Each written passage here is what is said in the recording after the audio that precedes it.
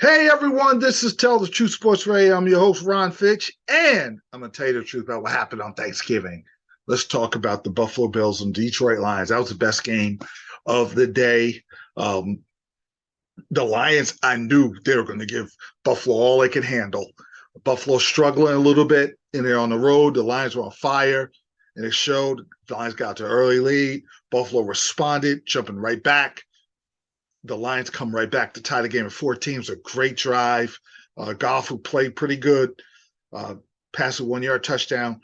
But these end of half breakdowns cost the Lions. They broke down and allowed the Bills to go right down the field, get a field goal to take the lead. Bad safety, but they make up by a touchdown, a 2 point conversion. Then the Bills come back. The Bills, every time the Lions would hit them, the Bills would punch right back. Stephon Diggs, fantastic touchdown. They're up.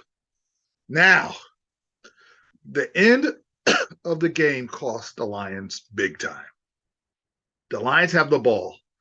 They need a field goal to tie, but a touchdown wins it. I am going for the touchdown. You have 2 minutes, 40 seconds left. If I leave time on the field and I leave Buffalo time to come back down and score, so be it. I cannot drive down and take my time just to kick a field goal to give Buffalo 3 timeouts left. You got to go down and be more aggressive. They were not. They were just slowly but methodically going down the field, taking their time. And then the biggest play of the game, and this was really big. They're driving down the field, and it's third down, and the Lions are driving down, and it's third down and 10,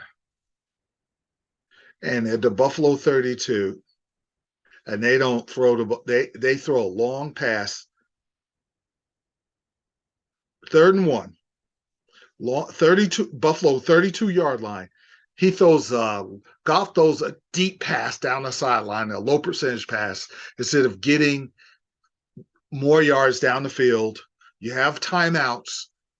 Now you get the ball down the field. You get it to about the 20-yard line. You start making Buffalo take timeouts. Okay. You make Buffalo take timeouts. You got 3 more downs to work with. Now it's about 15 seconds left. You have the ball around the 15-yard line. Buffalo's out of timeouts. It might be like a minute or so left. There's still time. You go for the touchdown. You don't make it, you kick the field goal. What happens is if you go for it and you score a touchdown, even if there's a minute left, Buffalo has to go downfield, score a touchdown. Buffalo had their timeouts set up, and they were able to have their timeouts with 23 seconds left at the 25-yard line. That's plenty of time for Josh Allen with 3 timeouts left. First play, Stephon Diggs, 36-yard gain, right across the middle. I'm double teaming him. I'm making Davis or McKenzie beat me. They didn't. He gets the completion, and now Josh Allen, now they can manipulate the clock, and Josh Allen could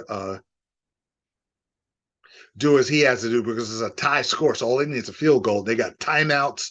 They could work the clock to last seconds, and they do, and they kick the field goal and win it. And it just was a team that knows how to operate under the 2-minute drill because they've won before, and a team that's trying to win, that think they can win.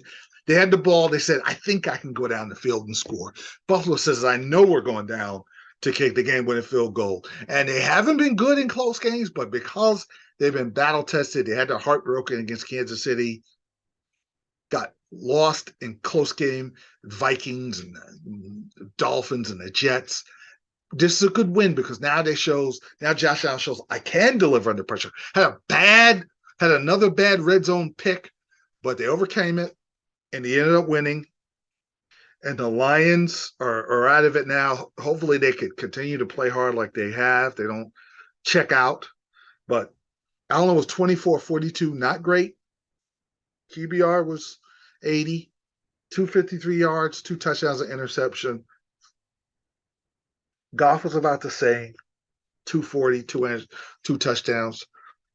But I would have never tried that last pass that Goff tried. I just went down the field, collected a first down, got closer.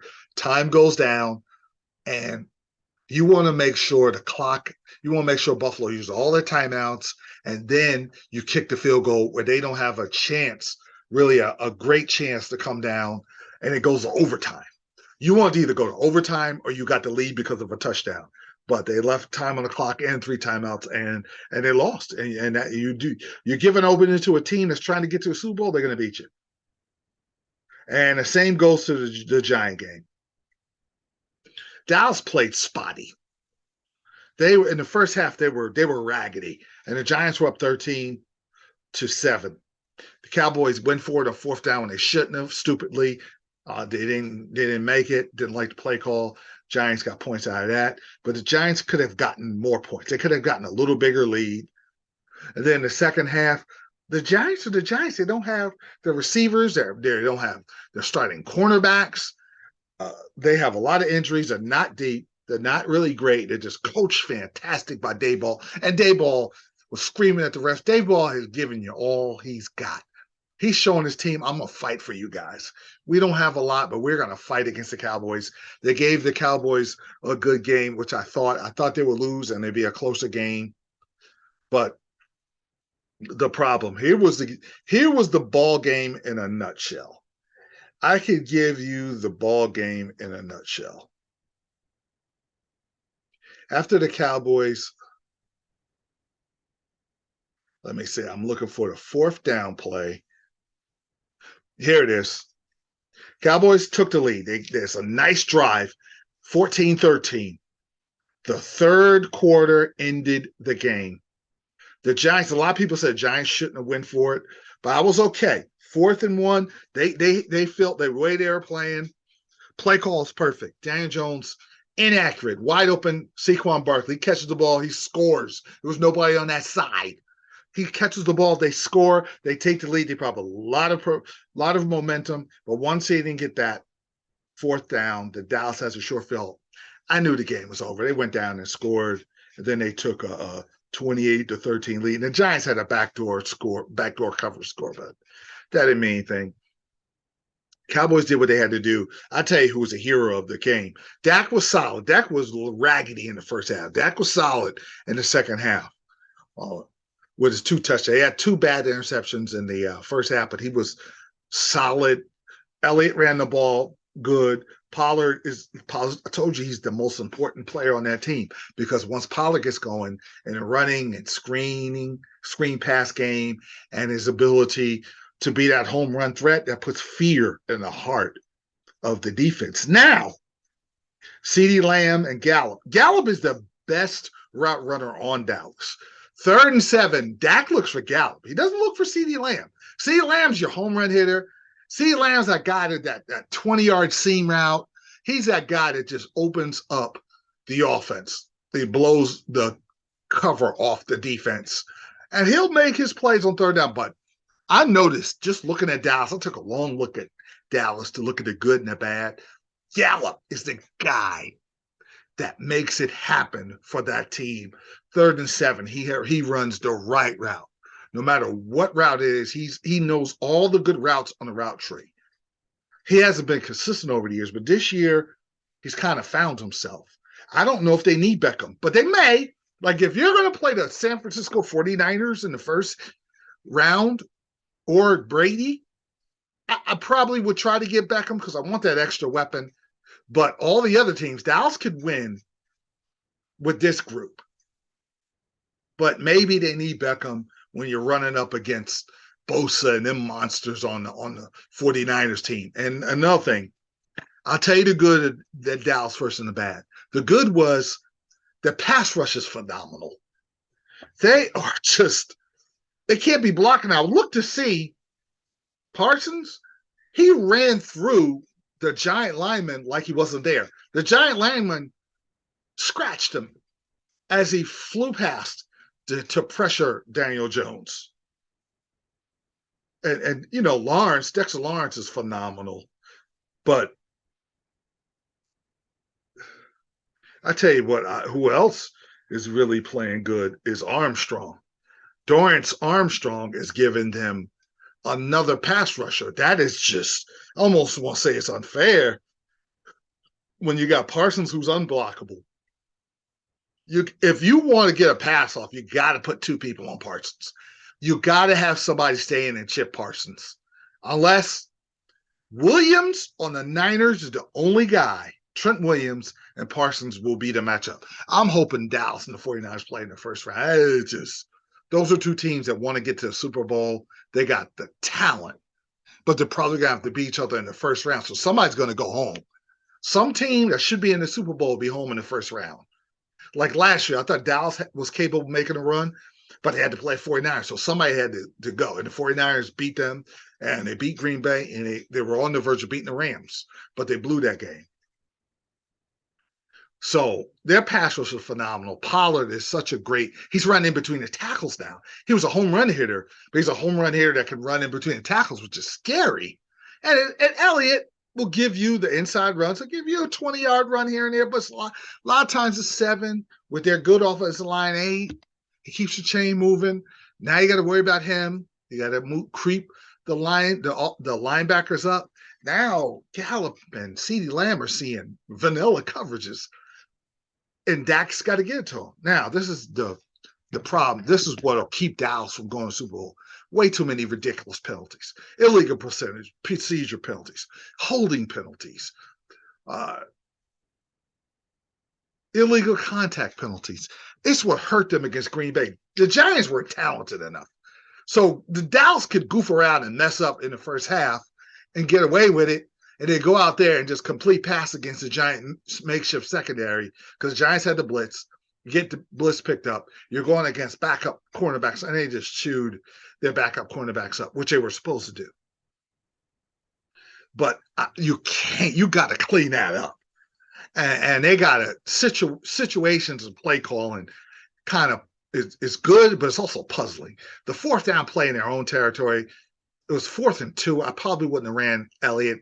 I may have did like the one time they did a little option where Dak did the option on the outside to Zeke and he made the first down. I would have did something like that. I would have ran up the middle the way the Giants were playing inspired. I wouldn't have did that, or I'd have passed it. You can't do that against the 49ers or Brady, and they're better. They're equal. Maybe the Niners have a little more talent. I'm not sure. We'll see what happens with Beckham. But they're better than Tampa. But if they play around and get penalties and dumb fourth down play calls, now you get Brady the ball with a minute left, you're going to get beaten. You're not supposed to lose at Tampa. So Dallas has to I've never paid attention to the 43 victory over the Vikings because that's Cousins. You get the good Cousins, you get the bad Cousins. And I'm going to get into Cousins in a minute. And you got the good Cousins last night. So that's what the Cowboys have to do. They got to clean that up, man. Jeez. But the good is that phenomenal pass rush. And I just want to keep seeing how the Cowboys develop. The Eagles have a couple tough games. The only way the Cowboys could win this division is if the Eagles lose to Green Bay. That's a common opponent. Because if the Eagles and Dallas end up tied, I just wonder. I don't know if the Eagles get the tiebreaker, but they're behind the Eagles by 2 games. Both teams have I look at the Eagles. They got the Packers. You got to root hard for the Packers to pull upset. Maybe you get Aaron Rodgers to play like he did against the Cowboys. All right. They got Tennessee, but Dallas has at Tennessee. They both have Tennessee. Then they have at the Giants. The Giants are going to be feisty. At Chicago, is Fields going to play? Fields doesn't play. That's a loss. At Dallas, I expect Dallas to win that game at home. Then they got the hapless Saints, and then the Giants at home. So the Dallas's only hope is that they lose to Green Bay, Tennessee, and either the Giants or Chicago and be ahead. And the Cowboys have to run the table and maybe hope that Tennessee, the last game of the year, Tennessee's not playing anybody because they got the division soda. But if Tennessee's playing for home field, they're going to play everybody. But if they're not, and they're the 2 or 3 seed set up, they might not play anybody in Dallas. could could take care of business, but Dallas cannot slip up. They got to run the table and hope the Eagles lose 3 games. I just believe without a doubt Dallas is going to beat the Eagles on Christmas Eve. But you got to beat the Colts at home. That's a win. Houston, that's a win. That's almost like a college team. That's almost like you're playing Vanderbilt. At Jacksonville, you know why that's tricky? It's a 1 o'clock game. It's not a rivalry. You will have won all these other games. That's a trap game. And then you beat Philadelphia. And it's a trap game because it's the week before Philadelphia. That's the game I would be concerned about. Oh, no, at Tennessee's the second to last game. That's a problem. And at Washington, at Washington, that's tough because Washington could be playing for a playoff spot. So if I were to guess, Dallas is going to be the top lock. I think the Eagles are going to win the division. The Tampa, the Green Bay loss cost in Dallas. That loss was costly. They had to, they would have been able to win it. If they don't win the division, the Green Bay loss was the reason they didn't win the division. Okay. Now let's talk about Kirk Cousins. Got the good Kirk Cousins against Buffalo. Got the bad one against Dallas. Now Dallas harassed him. I gave him a semi pass. You got the great Kirk Cousins who for the most part lit Bill Belichick's smart, solid defense. Not like the old great Patriots, but the kids that Belichick got, they're smart and they're solid. They shut the Jets down. They shut a lot of teams down. They play smart. But Kirk Cousins lit him up. It lit him up when it matters. Now, New England won last week against the Jets on special teams. They lost on special teams, missing the kick. Bad kick on the out-of-bounds play, bad punt. And then when the New England Patriots were poised and ready to take over the game, because it was after they kicked the field goal, and this is what the Patriots are good at. Score at the end of the half, get the ball in the second half, and score. They did that. Tie the game, score the second half. 23-16. Okay, now we're going to double Jefferson. We're going to make Kirk Cousins play left-handed. We're going to stop him, get the ball back, get the lead, and really put a lot of pressure on the Vikings like Dallas did. What happens? They give up a kickoff return for a 97-yard kickoff return. And it was poor coverage. The way they covered it was horrible. And it's tie score. Now that changes the whole game because now the fans are in it. Now they believe. The Vikings believe now. And the Patriots came right back, got a field goal. But then the Vikings came back and got a field goal because Kirk Cousins started to find Jefferson. And Jefferson, in the last drive, Jefferson made a phenomenal catch in traffic. And Jefferson made a terrific play over the middle. And I'm thinking, wait a minute. I can't believe Belichick is letting this guy go off. And then Adam Thielen, maybe it was the fear of Thielen because Thielen is starting to really play and be that. He was a lead guy before Jefferson. Now he's happy to be the second guy. And that makes him great. And that really helped because Cook only had 42 yards, but he did have some solid. He was solid because of the threat of the run. That was helpful. But Jefferson, 9 receptions, 139 yards, and a touchdown. And a 37-yard reception was over 2 defenders. But Thielen had 9 receptions. Hawkinson played good, had 5 receptions. And Cousins was 30 of 37 against New England with 116 QBR and 299 yards. Man, that could cost the Patriots. And the Patriots are sky high after beating the Jets. If the Jets beat Chicago this week, and they rightfully changed quarterbacks. And if they right the ship, they're okay, and they'll be in good position. But New England, They got Buffalo. I don't think New England's going to make it. I think the Chargers are going to overtake them. I really do.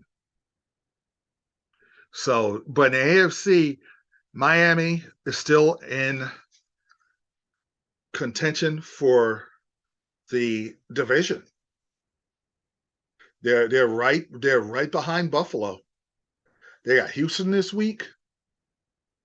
They got at Frisco, and at the Chargers, and at Buffalo, and then at New England, and maybe Green Bay could be a pain in that, and then the Jets. So we're gonna find a lot. I'm gonna find out all these next 6 weeks. I'm gonna find out all I need to know about Miami. And I could give the proper assessment about Miami offensively, defensively, Tua, how Tariq and Waddle can continue to terrorize defenses. We're gonna see a lot about that, about the Miami Dolphins. Now, the Buffalo's got that New England Thursday night. Cannot wait for that one. Jets at home, Miami at home, at Chicago, at Cincinnati on Monday night, and New England. Love it. The Jets, the Dolphins, and the Bills have tough schedules. Tough schedules. And whoever wins that division is going to earn it. Even the Detroit, with the Jets, even playing Detroit at home, it's not going to be easy. They got at Minnesota, at Buffalo, Detroit, Jacksonville, at Seattle, at Miami to end it. So whichever one of those three can survive that gauntlet will win the division. And I'll hope that these teams don't eat each other up alive where the loser of the division won't make the playoffs. But, Cincinnati, they got Baltimore and Cincinnati going to beat each other up. So that's going to be interesting. But that whole division, you got prove it to me teams. Buffalo, can they get to the Super Bowl? Can Josh Allen stop throwing interceptions in the red zone? Can Tennessee not choke at home like they have over the last 20 years? Can Tannehill play good and get them back to the AFC Championship game?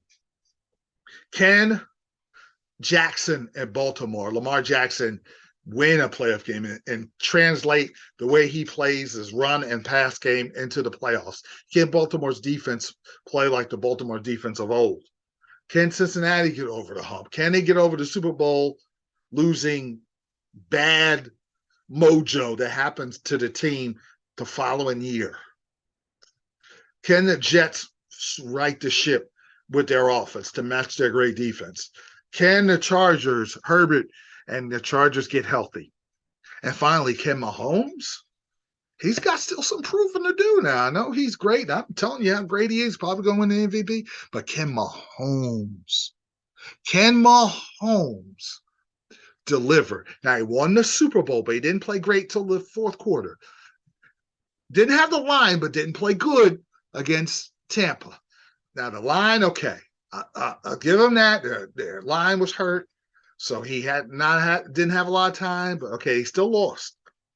The game against the Bengals was all his fault. That interception up 21-3, and Cincinnati's ready to go. You kick a field goal 24-3 instead of being reckless. He's got to erase that stench of that. He's got to rise above. And like Steph Curry, people got on him, and he rose above and ended up winning the championship. And now nobody says nothing about, okay, Curry didn't do this and didn't do that in the playoffs, even though he won. Now he can. And this is what I do like about Patrick Mahomes. He is very efficient now. He'll do some spectacular stuff. He doesn't do all that spectacular stuff when he had Tariq Hill. He's doing the basics. He's making the perfect reads and the perfect throws. And what they're doing, he's learning how to dink and dunk, going to Kelsey when he has to. And now he's more efficient. He's more of a killer in those final minutes. Now, when he goes to playoffs, I expect him to take the field goal when it's 21-3 instead of trying to be reckless and throw a bad pick. Take that, and then in the second half, be efficient and be able to finish off teams where they have the lead. I do expect that. And Kansas City's defense is a little better. Maybe Spagnuolo has them a lot better in the playoffs. So there's a lot of questions to be answered. Ohio State and Michigan. You know, I want Harbaugh to get a second chance. Hey, I do like the guy. I'm not a Michigan fan. They beat up on my Rutgers Scarlet Knights, as is Ohio State. They kill the night. They kill Rutgers. But I want Harbaugh to get a second chance. He got beat up by a great Georgia team. I want him to get a second crack at the Bulldogs. I want them to beat Ohio State and Ohio State. And then J.J. McCarthy plays great. And then Corum gets healthy for the playoffs. They win against Iowa, and it gives them rest, and then they're fully healthy, and then they get in the playoffs. Maybe they're the 4 seed or the 3 seed, and maybe they play USC or whoever makes it, or if TCU makes it. I don't know if they're going to make it, whoever makes it. And then they play Georgia in the final with a chance for Harbaugh for pure redemption, and he wins the national championship. I want all these things. It's probably not going to happen. I mean, I can't sit here and do a show called Tell the Truth Sports Radio and tell you that Ohio State's probably going to win because they're healthier and they're home. And I do not like how J.J. McCarthy's playing. I watch him, and he'll play good, and he'll miss a deep ball. That's a touchdown. He'll miss a pass in the end zone. That's a touchdown. You do that against Ohio State, you settle for a field goal, you're going to get beat. And not only are you going to get beat, you're going to be soundly. And Ohio State will get that revenge that they desperately want because Michigan whooped them last year, beat them on the line of scrimmage, pushed them around, and punked them. And Ohio State's hopping mad.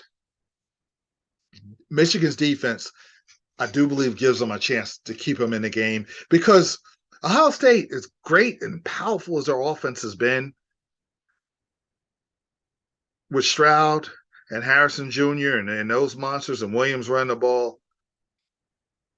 Okay, I get it, but offensively at times they could be spotty, and Michigan hasn't taken advantage of it. But J.J. McCarthy, you're not going to really just run down this version of Ohio State's throat in the horseshoe in Ohio State. J.J. McCarthy's got to he's got to play the best game of his Michigan career. If he does that, and Michigan can play defense like I know they can, they'll advance. They'll win in Columbus and shock everybody. I don't expect that because I don't trust J.J. McCarthy. I expect Stroud to play better. They're healthier. Corum is not healthy. If he's healthy, that gives him a puncher's chance. But he's not healthy. And Bell he's got to get Ronnie Bell the rock. And Ronnie Bell's got to do what he's got to do. He's got to have a great game. Because Harrison is going to be solid. And they got 2 solid receivers, and they run it pretty good. But Stroud, Stroud's been solid. 35 touchdowns and 4 interceptions. Almost 3,000 yards passing.